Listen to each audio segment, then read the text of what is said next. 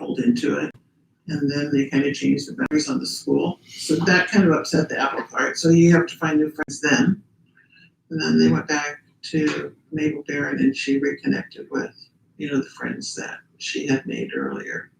So I would say she wasn't the leader of the group. She wasn't the leader of the pack, but she was certainly not quiet. She was just part of the group. I meet one of Kristen's closest friends, Anne Marie, for breakfast while I'm in Stockton. Afterwards, we sit in my car, facing the Stockton Marina, while she flips through a photo album to show me pictures, and I ask her to tell me about her friend. Okay, is it on? It is. I remember Kristen as a dear childhood friend. We got to know each other from elementary school. We were really good friends in 5th, 6th grade, and on 7th and 8th grade, and stayed in touch through high school, even though we went to different high schools for a while. My most memorable memories of her and I was young kid stuff, playing at each other's house on weekends, and she loved to swim, so a lot of our activities involved around swimming in the summertime. I remember being at her house a lot. First, you'd sleep over at your friend's house and, baking cookies and making popcorn and watching movies. And I just loved her parents and her sister and her brother. Our families knew each other, and we just were, these really good childhood friends. And we went through 6th grade graduation and 8th grade promotion graduation together. And she had a lot of vibrancy. You can see from photos, she has this wonderful smile and a laughter. She appreciated humor. A lot of memories come back when I look at pictures of us in 6th grade, just being goofy at the pool or at this thing called the beach club, where kids would go and there was a pool and a little beach, and you just go and hang out. It's like 6th grade kids, we were 12 years old probably. And I remember her love of drawing, especially architecture and homes, and she'd have graph paper, and I remember she would show me, I have this memory of being over her house when we went swimming, and she was showing me some of her new drawings, some of her new architecture, the houses that she would lay out and map them out. And there was so much attention to detail, and she had such a gift. I remember that's why she, in my memory, that's why she went and chose Cal Poly to go to, because they had such a good architecture program, and that was her dream, that and to travel the world. She had a great smile, a great laugh. I just remember lots of laughter and having a good time, and just doing your normal everyday kid things, never getting into trouble. I mean, we were pretty innocent. We were in Girl Scouts together. She was a wonderful friend. I would still imagine that we would be friends today. I have no doubt we would. I'm, still friends with her family, and were she here, I could imagine our kids playing together, would she be back living close to where we are? I don't know, but it's just not fair. She should be here. She's, amazing person, and I've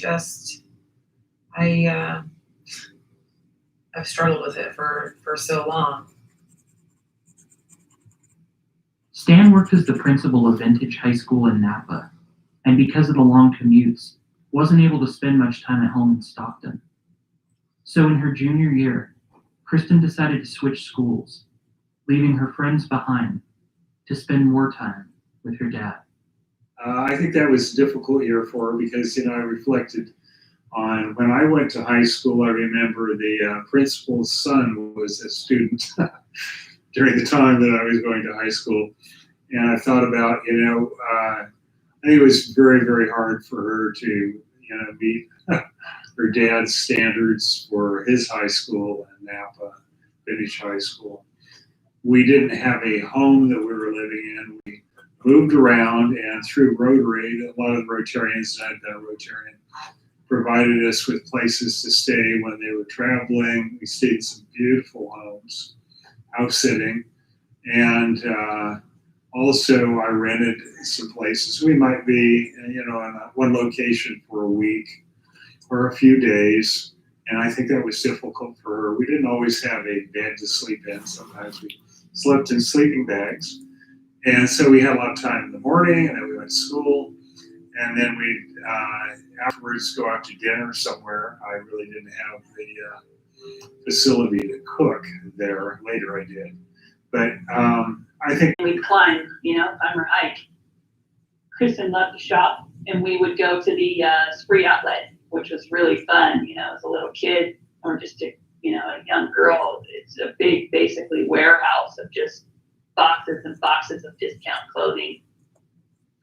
She used to share her clothes with me, and she was always so sweet about it, She loved Bob Marley, Tom Petty. She even liked rap. My sister and I would pick her up. I don't think she had a car in high school. So my sister was always the DJ of all of our music. And some of the songs that we played, Kristen would get, I just smiled thinking about it because she'd get all, embarrassed, kind of, or just, because we would play some of the, more graphic songs. But she was really shy. Really shy.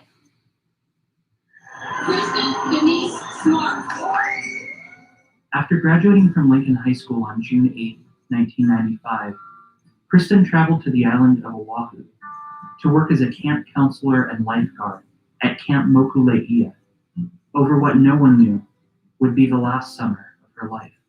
Chris, can you hear me? I tracked down Rachel Bird, who shared a cabin with Kristen at Mokuleia that summer. Kristen was my co-counselor at camp, and so I spent every single day with her morning and at night for 3 months or whatever it was. You are told who's in your cabins. There's younger cabins, medium-aged cabin, and older cabin. So we took care of the youngest kids for a whole summer. And Kristen and I got placed together. Seeing her, she was a tall, beautiful blonde, surfer girl, really chill. Only, 4 or 5 weeks after summer camp had started, my cousin passed away. And she had a heart problem and she passed. And I remember Kristen being someone that actually was a big support to me during that time, because it was really, my cousin was like a sister to me. She was always there for me, and I think there's actually a picture at one of our aloha ceremonies, and there's a picture where I'm crying and Kristen's hugging me, and she's just a sweet girl, she was definitely like the surfer girl. She loved being out in the water. Anytime she could go surf at rest period or anything like that, she wanted to be out there doing that. I remember doing hair wraps on her hair. She was just that very earthy, I wouldn't want to say flower child, stuff like that, kind of nothing ever seemed to get her. Calm and collected. We were both tall. I'm tall and hefty, and she was tall and skinny, but it was a joke that the two of us were the twin towers. We were both so tall. We were both over 6 feet-ish, and her legs went up to my shoulders, and my legs went to her knees, because I'm tall but with the short legs, and she just had these legs for days, and she was gorgeous, right? Anybody would be around, and she'd be the person that automatically your eyes would go straight to Kristen, because she just had that look. We'd go to Waiman, we'd get shaved by the kids. It's fun zone 24/7, right? Where I was more kind of the nurturing mother type, she was very mellow. Oh, good, it's good, we're good. When you were there, it was all about just being in Hawaii, being at the beach. We have pictures of being out front of our cabin, all of us dancing on this picnic table. We were young and it was fun, And then winter reunion, we had a winter reunion between Christmas and New Year's. I think I actually went over New Year's. It's a smaller version of camp, not as many kids. And then we were getting ready to go back in June to be counselors again. And I know she'd been hired because I was working at the camp. And we were going to be co-counselors again. And that whole summer was kind of this, well, where is she? Is she somewhere? Did she go somewhere? It's you're just, dancing through life. And then all of a sudden, something stops it. Somebody's gone. And it's wait, but I want to hold on to those memories. I want to remember every moment, because I didn't know there weren't going to be any more moments.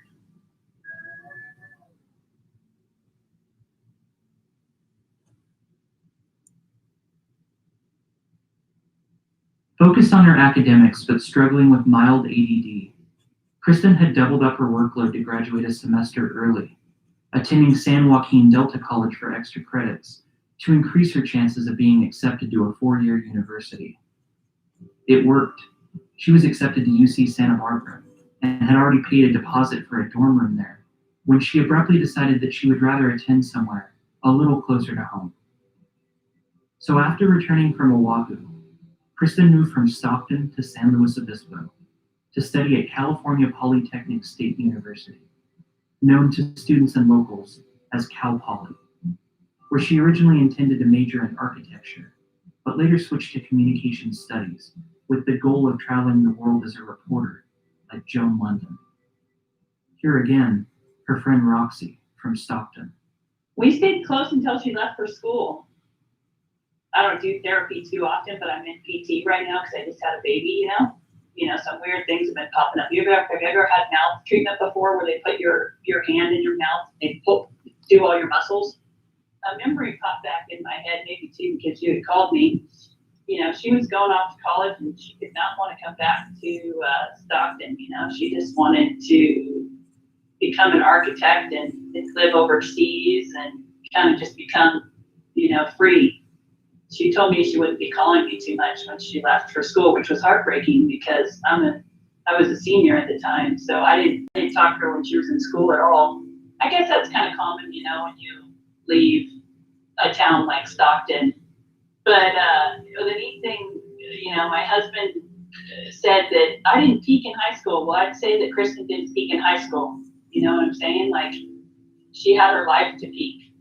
I think that it was her time to, get her architect degree and see the world, Because she enrolled late, she missed her chance to get a dorm room on campus, so she moved into the Stenner Glen Apartments at 1050 East Foothill Boulevard, now known as The Slow.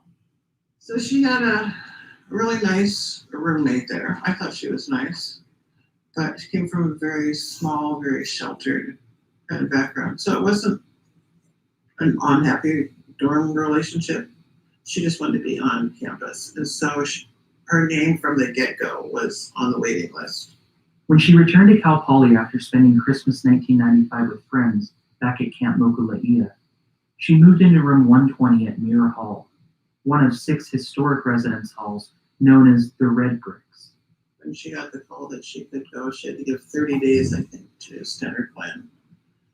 And then I didn't help move her. She somehow already found someone with a car or something, but she got resettled. And she said, oh, it's so much better. I can walk to class. Because, Stenner Glen is not right next to her. Acclimating to life on campus, Kristen worked to reinvent herself, using nicknames like Kiana or Marisol in her emails, and dyeing her naturally blonde hair brown. She still called her parents every Sunday, though, and they traveled down to San Luis Obispo several times to visit her.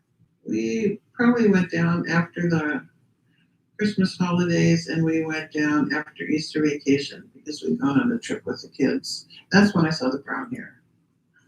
She told me about the brown hair and sent a picture, but it's seeing in person. Okay.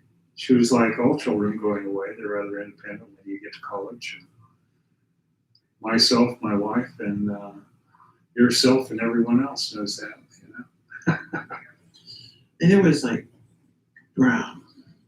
But I think, sometimes kids make their hair red or green or something. So how long she would have kept it, I don't really know. The college classes came as a bit more of a struggle for Kristen than high school had, and not long after moving into Muir Hall, she started to express doubts about whether Cal Poly was right for her. There were other places, she told her mother, like the University of the Virgin Islands or Puerto Rico, where she could go to get a doctorate. When Denise came down to visit her in early 1996, Kristen broke down, begging her mother to let her drop out and go somewhere else. She really felt everyone was too much the same. And the reality of it is freshman year is a really hard year for majority, I would say. It's a huge transition, being away from home, being responsible for your laundry and having to do your homework. And she was working as a lifeguard, so she would try to get as many hours as she could at the pool. And of course, as the newbie, which hours are open? The 5 and 6 a.m. hours. And she was like most teenagers at the time. They love their sleep. So she was probably tired. She was fatigued and adjusting.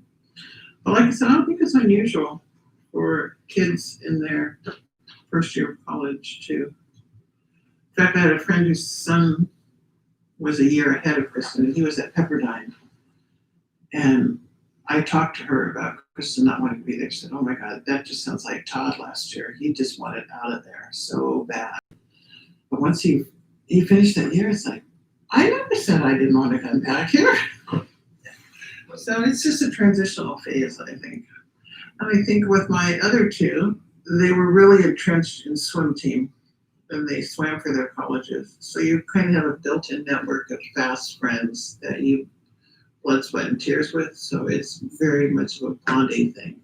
And for other kids going to college, you have to work to build your network of friends. It's not automatic. And although she could have swum on the swim team and they asked her to at Cal Poly, I think maybe she was a little swimming burned out. She wasn't always a happy camper. She wanted to, after being there for nearly a year, she wanted to go to another school that traveled more. She wanted to go to school overseas. She had all these grandiose ideas, at least they appeared that way to me at the time.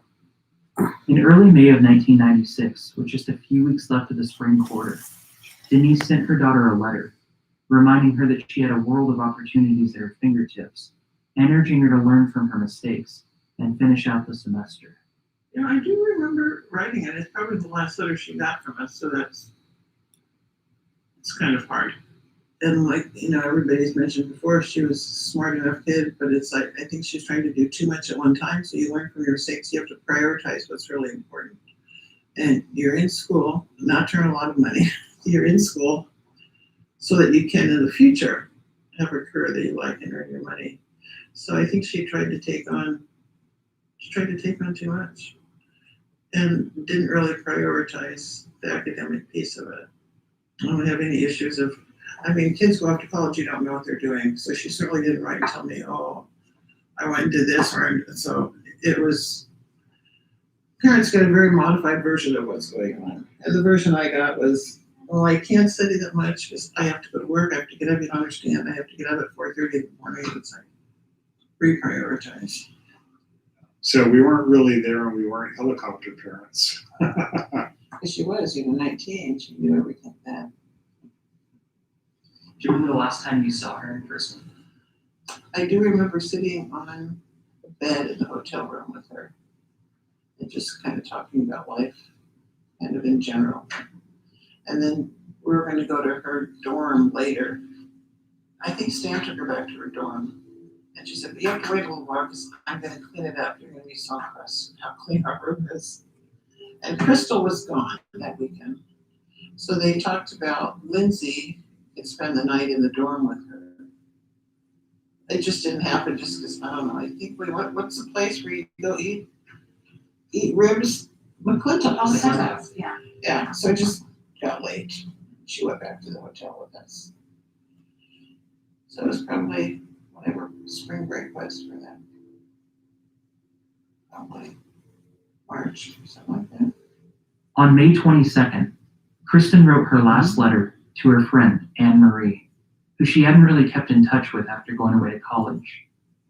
On stationery decorated with angels and cherubs, she expressed her condolences. My mom died suddenly by suicide when I was a freshman in college at the end of or we were both freshmen at the same time. I was in San Diego and she was in Cal Poly, and after Kristen went missing, her mom found this letter and she had written a sympathy note to me, and she actually had talked to her mom about it over the phone. And Denise, gave that to me about a month or so after Kristen went missing, and it's something I've held on to this day because it means so much. Of the words that she wrote, and how much she cared, even though we were apart because we were both at different schools and whatnot.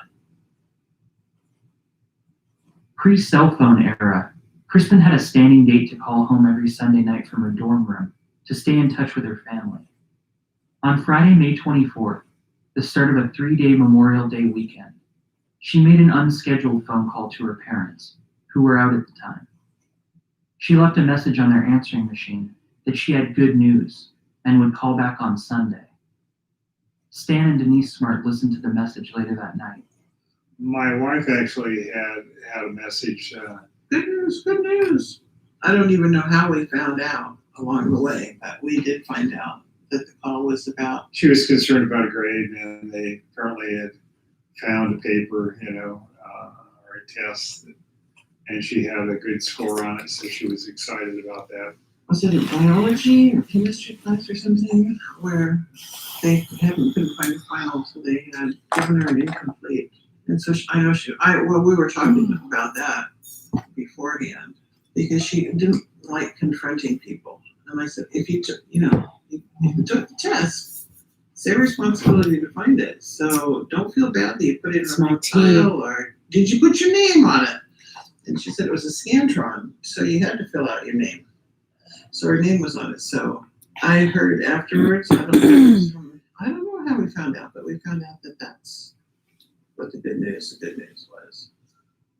So if you only knew then what you knew now, just It's a nice community, wonderful people, and I can't think of a safer location. However, it's just like any location. There are one or two people that can destroy someone's life, so things can change overnight. That Friday evening, after making the phone call, Kristen got dressed and ready to go out with friends for the night. After settling on a gray crop top, black shorts, and a pair of red Puma brand shoes, she left Muir Hall with her friend, Margarita Campos, who lived in the room next door to hers. She didn't bring her ID or money with her, and she had lost her room key, so she was depending on Margarita's key to get them back into the dorm building that night. They ran into two other girls in the hall, who were also looking for something to do, so the four of them flagged down a guy in a truck they knew, and asked him to drive them around to find an off-campus party to attend. As a side note, Kristen was afraid to drive and never got her own driver's license. Margarita Campos was probably Kristen's only close friend at Cal Poly. They bonded over their ADD and spent a lot of time in Margarita's room talking about boys and making cassette mixtapes. I tried to get in contact with Margarita for a few months through social media and email, and when those were unsuccessful, through cold calling her. I left her a few messages and never heard back, so I figured that she wasn't interested in talking to me, but I was wrong. Hello? Hi, this is Chris. It is. Hi, Chris. This is Margarita. Sorry I didn't get back to you sooner. The story of Kristen's last night has been told many times, and through small inaccuracies in early news stories, the details have become mixed up and embellished over the years. So I asked Margarita to walk me through her memory of that night, from how they decided to go out looking for a party in the first place, right up to the last time she ever saw Kristen. So that night, she was hanging in my room, and I was kind of stressed out, so I was like, oh my gosh, I have this biology final, and I hated biology at the time. Like, I ended up switching my major, but that said, I was like stressed out. She's like, oh God, what are we gonna do tonight? And I was like, I don't know, nothing. I'm gonna do nothing. I'm gonna study, And she's like, oh, come on, we have to do something. So that's when she brought her music, and she was like, oh, can I use your, I had a double cassette tape so you can make a recording, of music. And so she's like, oh, I'm going to make a recording of this or something as we were listening to music. And that's why in my mind, I just think of Cyndi Lauper, This Your True Colors. I remember her almost telling me, come on, Margarita, we're going to go out. You can't just stay here. We have to go out. And I was like, oh God. Okay. It's almost like she wasn't going to let me She wasn't going to let me stay home. She wanted me to go. And then somehow we connected with the girls down the hallway, and they were all the way down the hallway, and I guess one of the girls was like, someone's going to pick us up and we're going to go to some party. And then I don't know if it was a party or a get together or something, but we went down, ended up all piling up in this truck and driving to some residential home. At a house off of Foothill Boulevard, they sat and watched a few guys play video games for a while, before they decided it was, in Kristen's words, a dud, not how she wanted to spend her Friday night. It was a dud, and Kristen's like, oh my God, this is such a dud. We are leaving, I think they gave us beers, and that's what we'd only had one beer when I left her. They went back to driving around in the truck for a while, looking for a better party. Because it was Memorial Day weekend, though, a lot of students had left town to stay with their families, and the parties were scant. That night was such a chill night. It was such a quiet night in San Francisco, and it was just like a couple of us driving around in a truck around town. I'm pretty sure Kristen was the one who said, just drop Margarita and I off here, because we're gonna keep walking around. We're gonna keep walking around. I'm pretty sure it was California and Foothill. Kristen and Margarita walked around for a bit, eventually ending up near the unofficial frat houses surrounding the Cal Poly campus, where there had to be at least one party going on. Margarita followed Kristen into the parking lot of the Foothill Hacienda Apartments at 190 California Boulevard before she started to get tired of looking. We were kind of in the parking lot. She kind of walked across the parking lot to cut over probably the handle. And I was like, no, I'm cool. I had pee, and I was like, and actually I remember that very vividly. I'm like, I really have to pee, Kristen. And she's like, just go here in the bushes, just go pee right here. And I was like, no, I want to go back. I'm tired. I don't think there's any parties. Like, I don't think there's any parties. And she's like, well, let's just try this street. And I was like, I don't want to. And so I just became a jerk, and I put my foot down, and I just want to go back. And she was like, no, I'm just going to walk this way. And I was like, please. And she's like, please. And we had this sort of like, please, no, you please, but just like really quick, Margarita, really quick. And I was like, no, Kristen, I don't want to. And I think she was so determined to find a party. And I was so over it. She wanted to find that party. And she's begging me. And I was like, well, as long as you get home safely. So I gave her my keys because I knew that by the time I walked back to the dorms, the doors would still be open. But if she took any longer, the doors would be closed. It was almost like in the nick of time. I remember rushing back, and I'll never forget her shadow was against partially on the back wall and partially on the dumpster. There was like a big dumpster trash can, and it was cool. I was like, her shadow was just really tall and big, and that's one of my last memories. I'm going this way. You're going this way. Here's the key. Bye. And he was disappointed in me. I mean, honestly, like I think that's what helped. That what was hard for me. She was angry. She was angry that I didn't want to go with her. But not angry to the point of like, if she saw me the next day, she would have been like, oh, you missed this great party, She would have been angry with me as in like, I never want to talk to you again. It wasn't like that. Angry or not, Margarita handed her room key to Kristen and turned and walked up Monte Vista Place, back towards California Boulevard. Kristen walked the opposite direction, to Foothill Boulevard, towards Crandall Way. I left her by herself, knowing that she was not gonna go home until she tried every avenue to find a social outlet that night. She just wanted to have a social outlet that night. And she was not gonna give up that easily. I gave up, she did not. While she had no idea that it would be the last time she ever saw her friend, guilt has weighed on Margarita in the years since. I was a Girl Scout for many years, and you're supposed to use the buddy system, and I just was tired that night, and she didn't come back.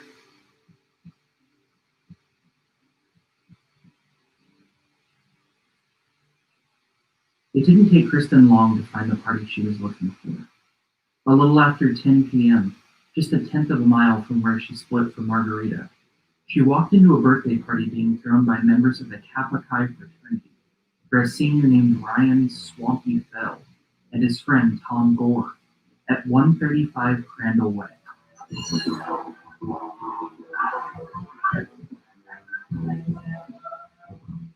Like a lot of people, I initially had the impression that Kristen had been at a crazy frat party with shirtless guys doing keg stands and punching each other in the face, but that's not exactly right. About 20 people were invited to Swampy Fell's party. That's his nickname, Swampy.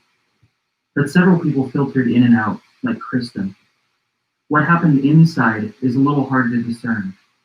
The people who attended have been notoriously tight-lipped in the years since, talking only to investigators in the immediate aftermath of the party, and never publicly. Part of the reason for this is that a lot of people present were members of Kappa Chi, and college fraternities have a code of silence involving incidents that could get their charter revoked. In 2002, Sigma Chi pledge Brian Gillis died in his Stinner Glen apartment, the same complex that Kristen lived in during her first quarter at Cal Poly. GHB, or gamma hydroxybutyrate, sometimes referred to as the date rape drug, and the main ingredient in a concoction known as Fatorade, was found in his system, which he was believed to have ingested at a Sigma Chi party the night before. When his roommate found him in the morning, he had asphyxiated on his own vomit. After the news broke, members of Sigma Chi drove up to Lake Nacimiento to have what they referred to as a roundtable discussion, fueling speculation that they were trying to get their stories straight as a way to cover up their involvement. Cal Poly's Sigma Chi chapter lost its charter 4 months later and was ordered to pay over $350,000 as the result of a wrongful death suit filed by Brian's parents. In December 2008, another Cal Poly freshman named Carson Starkey died of alcohol poisoning after a hazing incident by Sigma Alpha Epsilon. Before calling paramedics hours later, fraternity members removed Carson's pledge pin in an attempt to hide their association. When asked why charges took so long to be filed, the San Luis Obispo police chief blamed a lack of clear and open cooperation by the fraternity throughout the investigation. Their charter was later suspended. Outside of that reasoning, I've encountered a lot of hesitance that I can't explain. Even when I reached out to party attendees who were not members of the frat, some of them blocked me on social media, and others tried to severely downplay how much of the party they could remember, even though I only contacted them after hearing from their own friends that they had shared very vivid stories about being there. Since the party is such an important detail in Kristen's case now, I really want to talk to someone who was there. So I'm not just trying to stitch together 2 or 3 unverifiable details that have been rumored over the last 20 years. But how am I even going to find out who was there that night, if none of them will ever talk? It's important to explain here that Kristen's case has never been declared cold. Even though it's gone unsolved for 23 years, a case is only considered cold when law enforcement decides that they've exhausted all of their leads.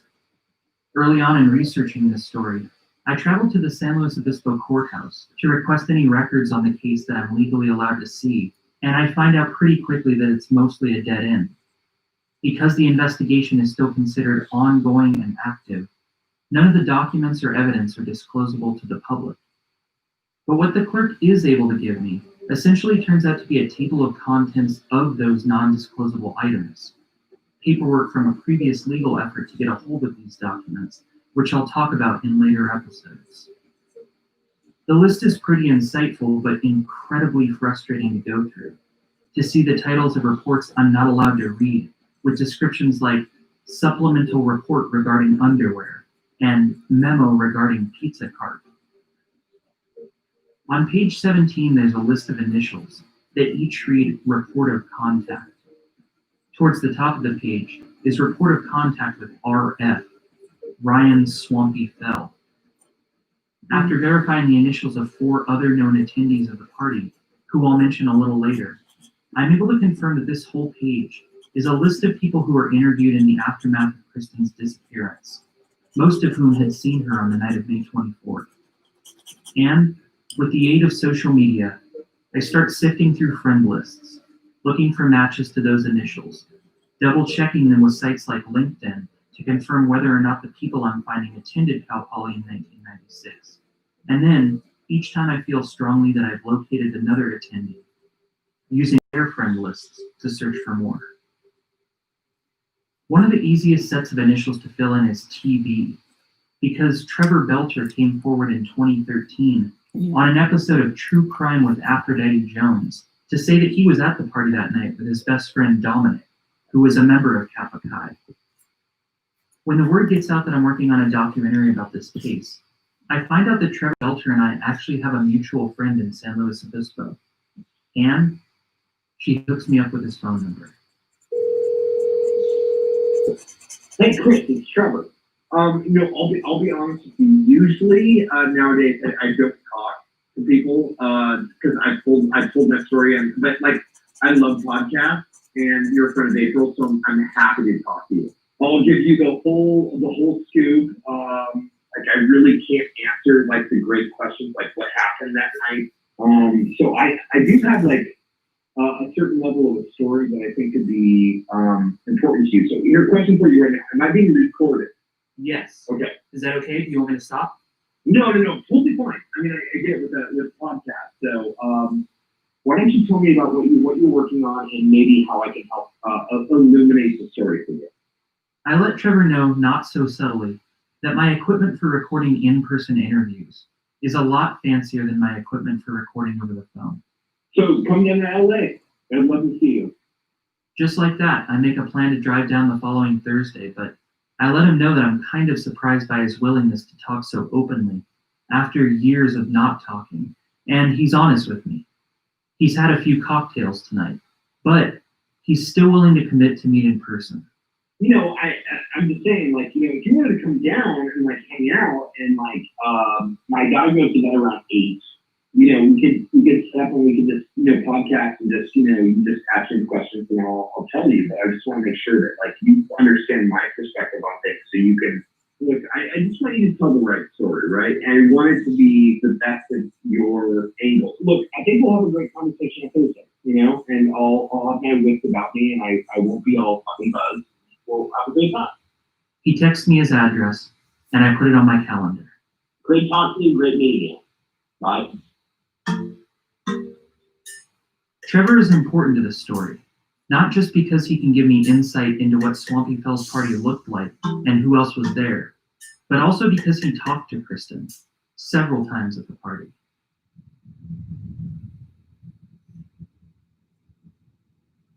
The following Thursday, I'm driving on the Los Angeles freeway to Trevor's house in bumper-to-bumper traffic. My car broke down a week before, and while it's in the shop, the only car available to rent was a white 2019 Mustang convertible. I'm a little embarrassed that this is going to be his first impression of me, but it's better than postponing our meeting.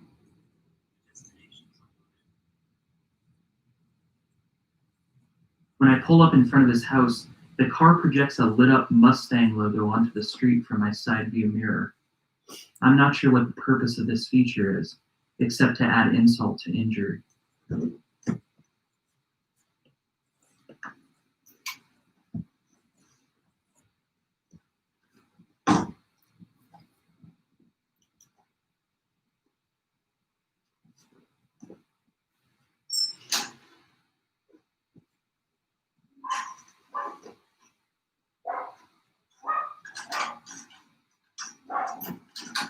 What's up, Chris? Trevor? Okay, cool. You're all sealed up? Yeah. You're into the house. That's Friday. Nice. Oh, cool. Oh, that's Fox.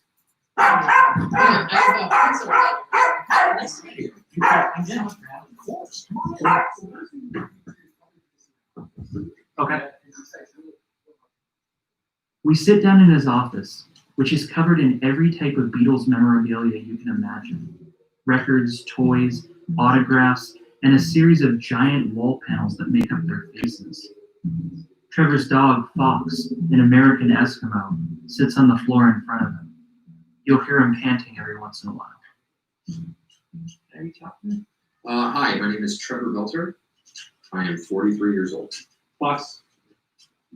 Let me know if this is going to drive you nuts, if this is going to be problematic, because would you lay down? All right, so Dominic had told me earlier in the day, he's like, hey, Swampy's having his birthday party. We're going to get together at the Crandall house. And my memory serves me that I got there around 10:15, and Kristen Smart was already there. So it wasn't a big party. You just want me to continue with the story? Well, when I walked in there, I would think maybe there wasn't more than like 12 or 15. I mean, it was not a lot. And at the most?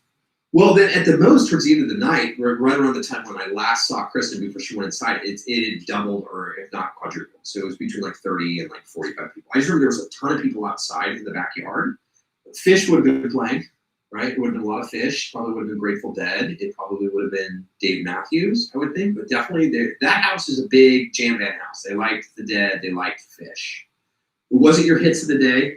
It wasn't like, what was it, like Hootie and the Blowfish, or whatever it was at the time, or Seal, or no, it would be definitely like Allman Brothers, Grateful Dead, Fish, primarily Fish. Those guys to this day, they all love Fish. So that would have been what was playing. Yeah.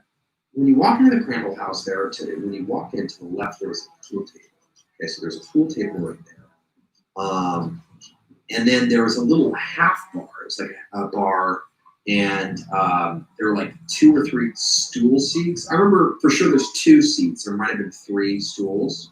So I see my friends and they're like, "Hey, do you want a beer?" And I think my memory is that I had a Budweiser. So I would have been sitting first stool, and then Dom sitting next to me. So I walked in, and I didn't even notice Kristen, right?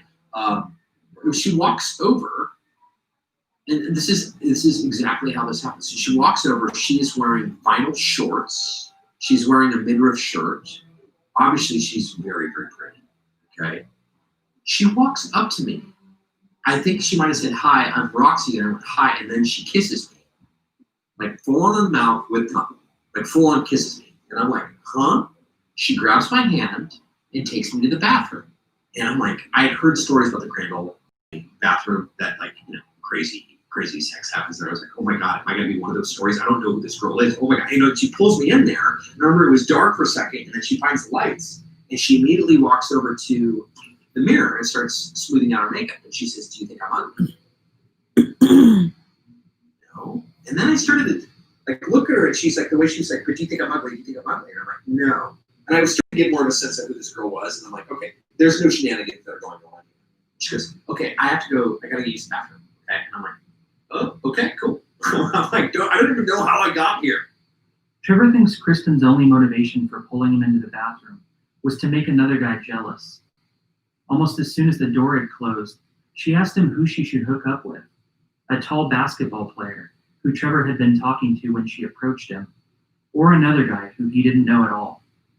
It's not what Trevor was hoping for, and he's not about to give up that easily. I go, "Well, I picked me, right?" This is the first thing she goes, "Yeah," while she's doing her makeup. And I'm like, okay. So Kristen's clearly not interested in doing anything more with Trevor.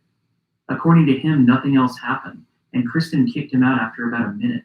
So I go and I sit down at the stool, and Dom is like, "Dude, what is going on with Vinyl Chick?" And that's the guys, the party are calling her Vinyl Chick because she was wearing vinyl shorts.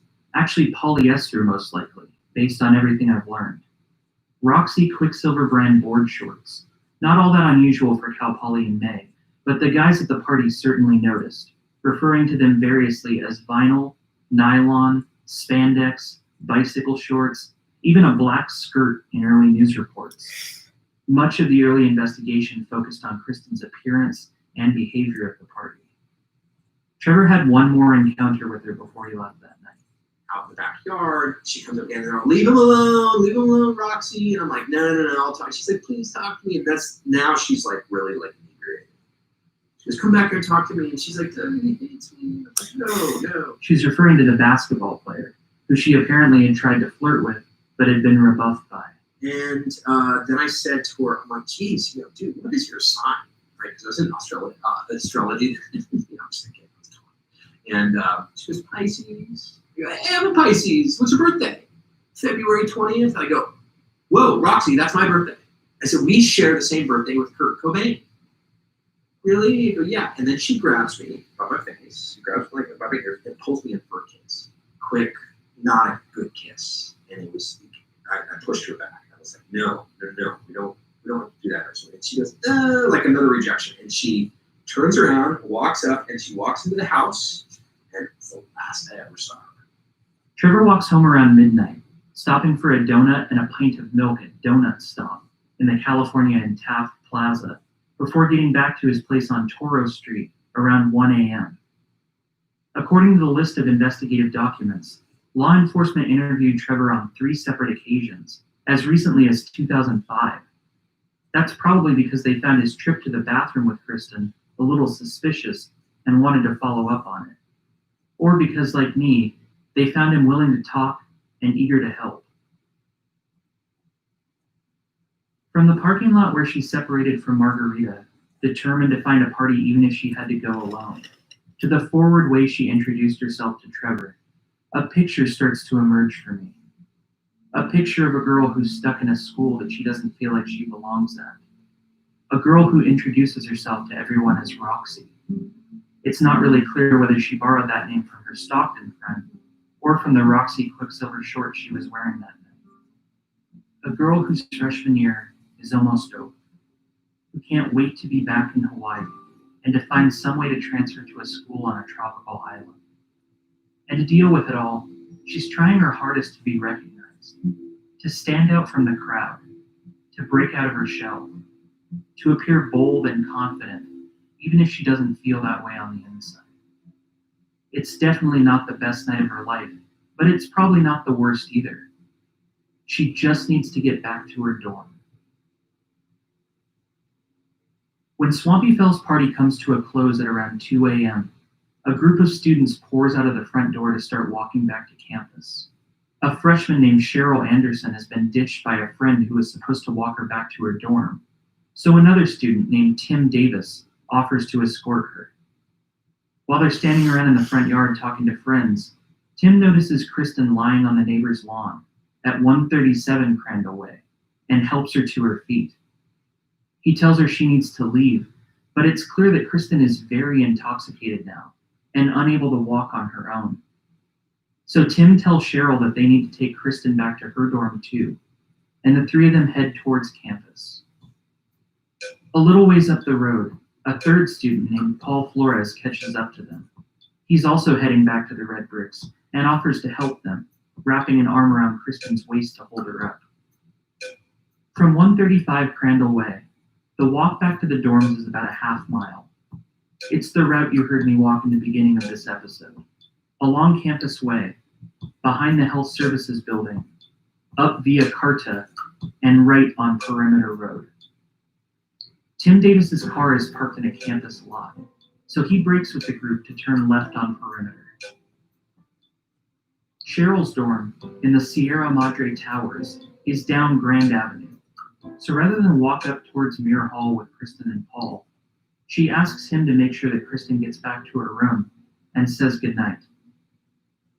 Paul stops instead at the pathway of his own dorm, Santa Lucia Hall, which is closer, and watches Kristen walk by herself, the 40 or so yards up the path to Muir Hall, and they both go to their respective rooms, alone.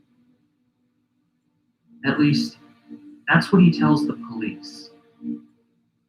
Next time.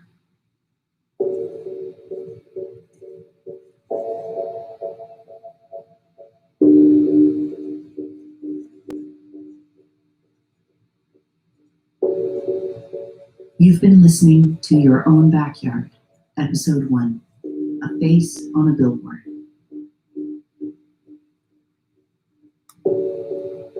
Your Own Backyard is written, produced, and hosted by Chris Lambert.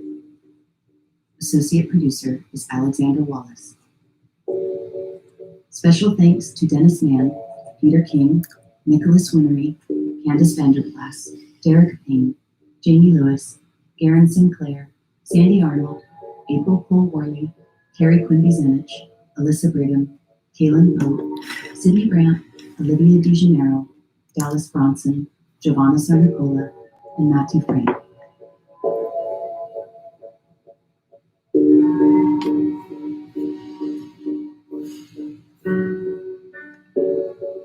If you feel that you have information that could help law enforcement with their investigation, you can directly contact San Luis Obispo Sheriff's Detectives at 805-781-4500.